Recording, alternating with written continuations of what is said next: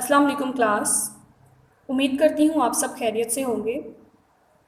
Corona virus की वजह से हम अपनी क्लासेस स्कूल में कंटिन्यू नहीं कर सकते, इसलिए हमने ऑनलाइन क्लासेस का आगाज़ किया है। छुट्टियों से पहले सबक नंबर 1 नमाज की एहतियातें हमने पढ़ लिया था। आज हम सबक नंबर 2 रोज़ा शुरू करेंगे। रोज़ा इस्लाम का तीसरा रुकन है और ये भी हर मुसलमान पर फ़र्ज़ है। कुरान पाक में अल्लाह ताला फरमाता है, ए ईमान वालो, तुम पर रोज़े फ़र्ज़ किए गए हैं जिस तरह तुमसे पहले लोगों पर फ़र्ज़ किए गए थे, ताकि तुम तकवा इख्तियार करो। सूरतुल बकरा की ये आयत है जिसमें अल्लाह ताला हमें ये इरशाद फरमा रहे हैं कि रोज़े हम पर फ़र्ज़ किए गए हैं जिस तरह हमसे पहले लोगों पर फ़र्ज़ किए गए थे। रोज़े को अरबी में सोम कहते हैं, जिसका मतलब है खुद को रोकना। अरबी ज़ुबान में रोज़े को सोम कहा जाता है और इसका मायने है खुद को रोकना। खुद को ना सिर्फ खाने पीने से रोकना बल्कि तमाम किस्म की बुराइयों और नफ्स की ख्वाहिशात से रोकना। रोज़े रमज़ान के महीने में रखे जाते हैं। इनकी तादाद 29 या 30 होती है। रोज़े की तादाद 29 या 30 चाँद निकलने की बुनियाद पर रखी जाती है। रोज़े में फ़जर की अज़ान से मगरिब की अज़ान तक हम ना कुछ खाते हैं और ना ही कुछ पीते हैं।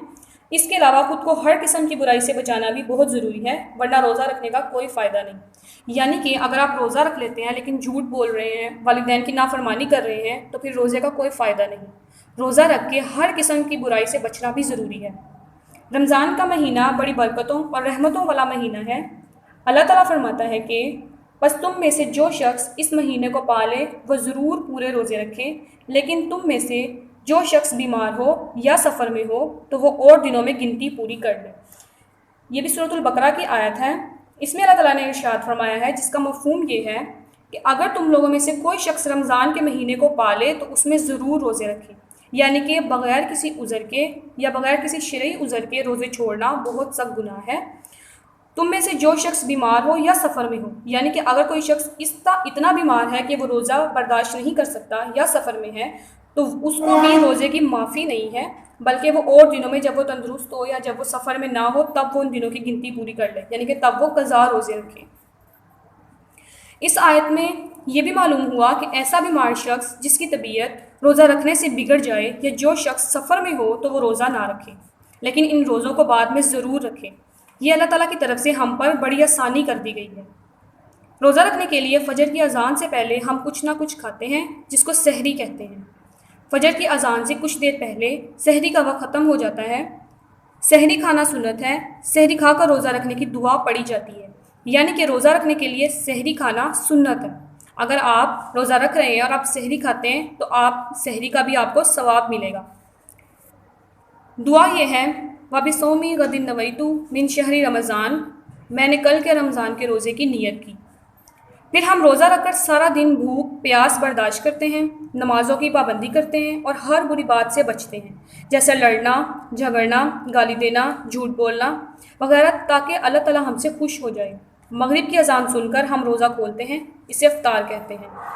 रोज़ा खोलने की दुआ ये है, अल्लाहुम्मा इन्नी लका सुमतु व बिका आमनतु व अलैका तवक्कलतु व अला रिज़्क़िका अफ़्तरतु। ऐ अल्लाह, मैंने आपके लिए रोज़ा रखा, आप ही पर ईमान लाया, आप पर भरोसा किया और आप ही के दिए हुए रिज़्क़ से इफ्तार किया। रमज़ान में इशा की नमाज के बाद एक ख़ास नमाज अदा की जाती है जिसे तरावी कहते हैं। रमज़ान के आखिरी 10 दिनों में अल्लाह ताला ने हमें ताक रातें दी हैं।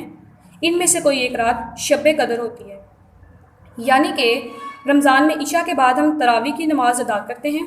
और रमज़ान में आखिरी का जो अशरा है या आखिरी के जो 10 दिन हैं उनमें अल्लाह ताला ने हमें ताक रातें दी, जैसे कि 21 रमज़ान, 23 रमज़ान, 25, 27 और 29 रमज़ान। इनमें से कोई सी भी एक रात शब कदर कहलाती है। इन रातों में मुसलमान सारी रात जागकर अल्लाह ताला की इबादत करते हैं। इस रात में की जाने वाली इबादत का सवाब 1000 महीनों में की जाने वाली इबादत के बराबर है। अगर हम रमज़ान के रोज़े अल्लाह ताला के हुक्म के मुताबिक रखेंगे तो अल्लाह ताला हमें बहुत सवाब अता करेंगे।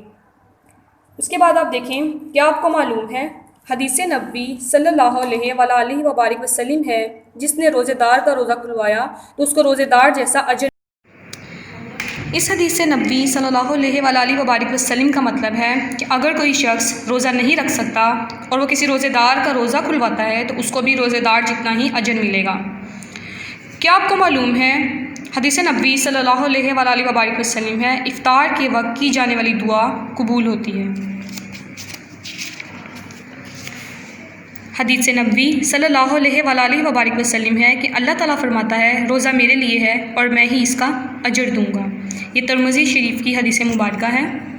اس کے بعد کیا آپ کو معلوم ہے حدیث نبوی صلی اللہ علیہ وآلہ وبارک وسلم ہے جنت کا ایک دروازہ ریان جس سے صرف روزہ دار ہی داخل ہوں گے۔ اس حدیث مبارکہ سے آپ روزے اور روزے دار کی اہمیت کا اندازہ لگا سکتے ہیں کہ جنت کا ایک دروازہ صرف روزے دار کے لیے مخصوص ہے۔ اس کے بعد مشق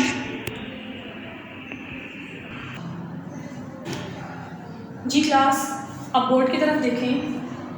سوال نمبر 1 روزہ کیا ہے اس کے بارے میں مختصر لکھیں۔ اس کا جواب صفحہ نمبر 12۔ سوال نمبر 2 بیمار اور مسافر کے روزہ رکھنے پر اللہ تعالیٰ نے کیا حکم دیا ہے؟ جواب صفحہ نمبر 12 تا 13۔ روزہ رکھنے اور کھولنے کی دعاؤں کا ترجمہ لکھیں۔ صفحہ نمبر 13۔ تراویح اور شب قدر کے بارے میں لکھیے۔ جواب صفحہ نمبر 13۔ اب سوال نمبر 1 روزہ کیا ہے اس کے بارے میں مختصر لکھیں۔ صفحہ نمبر 12۔